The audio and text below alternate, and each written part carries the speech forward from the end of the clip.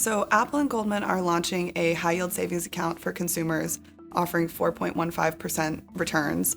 And it's available only to Apple Card holders, which is Apple's credit card, and it's offered through the iPhone.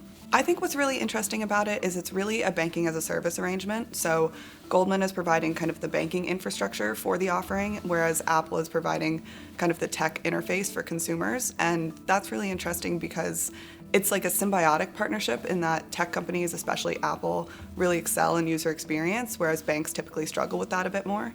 While the average bank pays less than half a percentage of interest on savings accounts, Apple says it will be offering its 4.15% annual returns to savers with no minimums, no lockups, and FDIC insurance. Technically speaking, Apple does not have a banking license and is fronting for Goldman Sachs Bank USA, otherwise known as Marcus.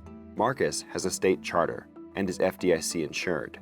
In fintech parlance, Apple is a neobank like Chime or Monzo. This is truly a symbiotic relationship between Apple and Goldman. Apple has 2 billion iPhones globally, which Goldman can now use as a distribution channel for a savings account, and they can acquire deposits that way. And this is a really kind of competitive environment for banks looking to acquire deposits, especially with all of the bank runs. So this is really kind of a smart move by Goldman to get more customers onboarded.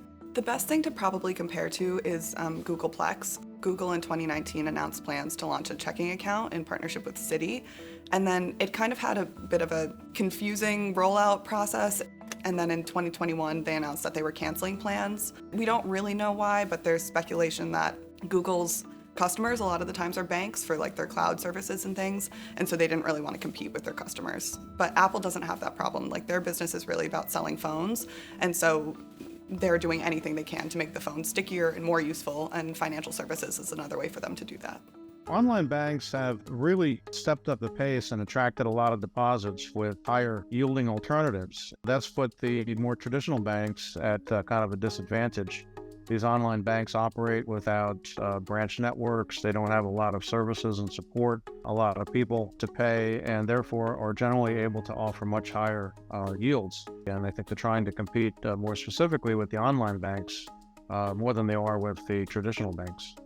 This is not the first time a large company outside of banking tried to enter consumers' financial portfolios. In the 1970s, Sears Roebuck owned numerous savings and loan branches across California. In the 1980s, Sears went on to acquire retail broker Dean Witter Reynolds. But eventually, Sears' core retail business was upended by the next generation of big box stores like Walmart and Target. One potential theory of what this might mean for the banking industry is that banks kind of become the invisible infrastructure behind sort of sexier tech offerings. And so their brands become kind of less important for marketing to consumers and more important for marketing to tech companies to partner with them so that they can acquire more deposits. I think it's safe to assume that Goldman, in winning this partnership, was probably the lower cost bidder because they were so interested in building up their consumer lending and deposit business. I would be surprised to see more partnerships of this kind, but I think the financials behind it have to be looked at very closely. In the next 5 to 10 years, there's going to likely be consolidation in the fintech market, so you might start to see fewer banking as a service providers kind of emerge as really the front runners, and there's a regulatory component to this as well.